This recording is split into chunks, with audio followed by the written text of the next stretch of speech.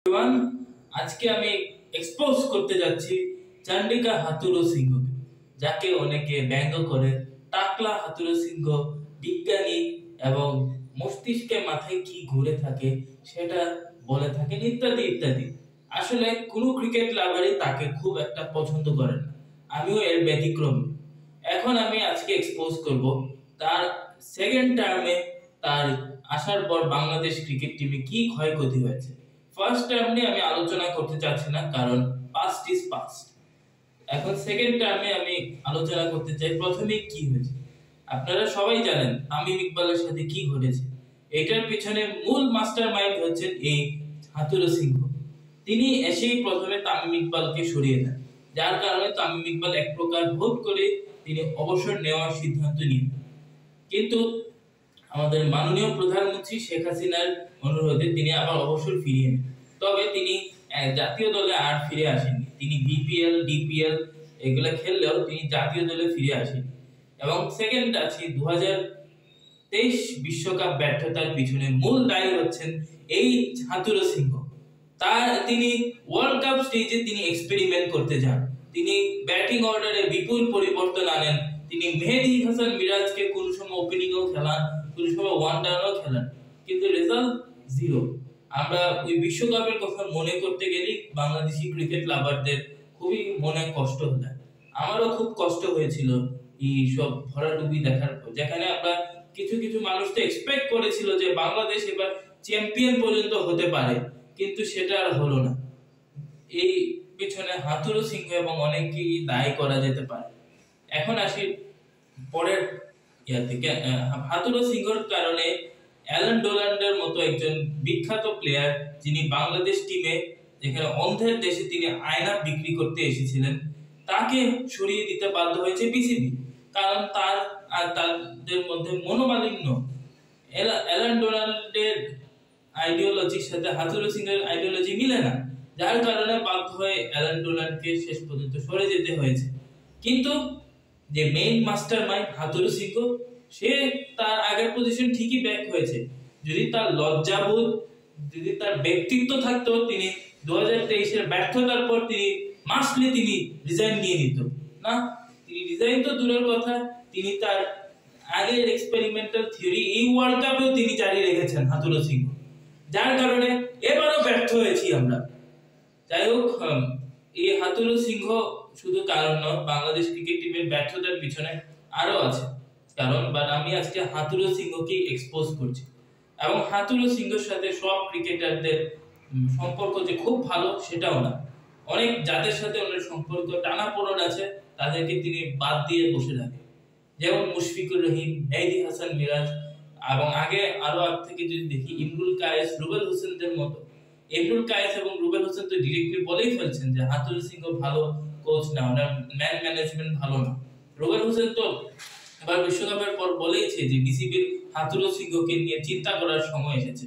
71 TV খেলা যোগ এবং বিভিন্ন চ্যানেল এবং বিভিন্ন ক্রিকেট অ্যানালিস্টরা চন্দ্রিকা হাথুরু সিংহকে দেখতে পারেন না।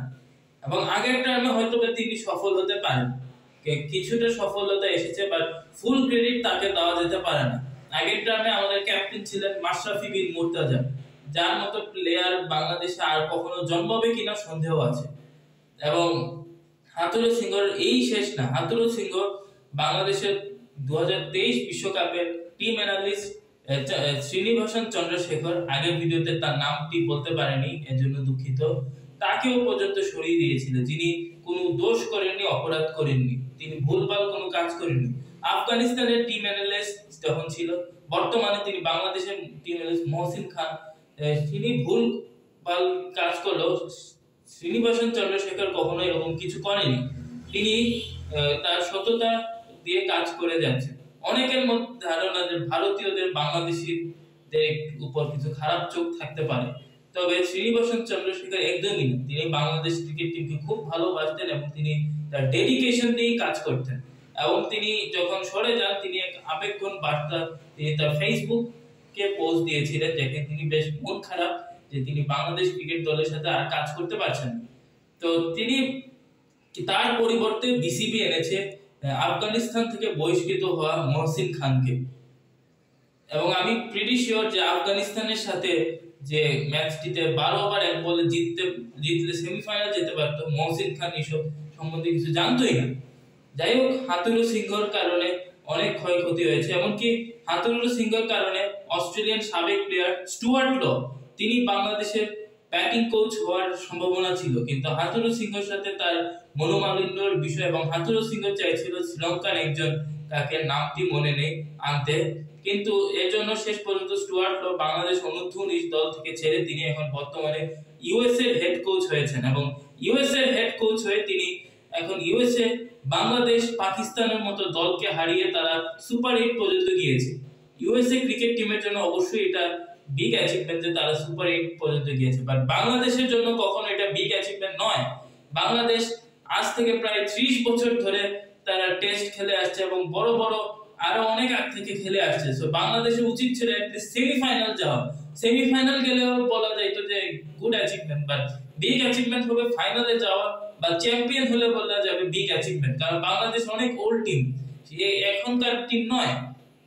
হয়তোবা এখনকার নামটা চলছে বেশি আগের চেয়ে, বাট বাংলাদেশ অনেক পুরনো টিম, যেটা আমরা খুব ভালো করেই জানি।